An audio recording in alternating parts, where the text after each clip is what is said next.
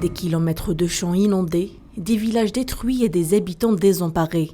Au Pakistan, la moitié du pays est noyée.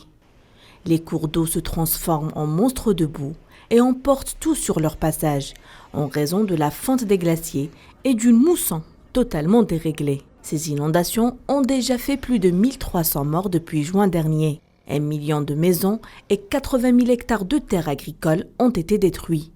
Des milliers de personnes ont reçu l'ordre d'évacuer. Mais pour aller où? Le Pakistan est particulièrement vulnérable au dérèglement climatique. C'est le 8e pays le plus touché par les phénomènes météorologiques extrêmes, selon une étude de l'organisation Germanwatch. L'année 2022 a connu des catastrophes climatiques dévastatrices dans plusieurs régions du monde. Les conséquences du dérèglement se font de plus en plus sentir.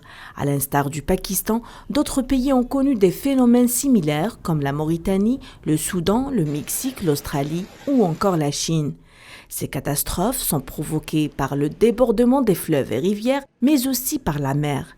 C'est une alerte rouge pour l'humanité. La mise en place de mesures d'information, de prévention, d'alerte et de défense réduit le facteur de risque, mais ne semble pas l'endiguer. Les conséquences sont déjà là. Selon l'Organisation météorologique mondiale, le nombre de catastrophes a été multiplié par 5 ces 50 dernières années. L'Indonésie, qui préside le G20 cette année, appelle à des solutions mondiales. Elle a interpellé les représentants des plus grandes économies mondiales, leur demandant d'agir ensemble contre le réchauffement climatique qui risque de faire basculer la planète dans un avenir incertain.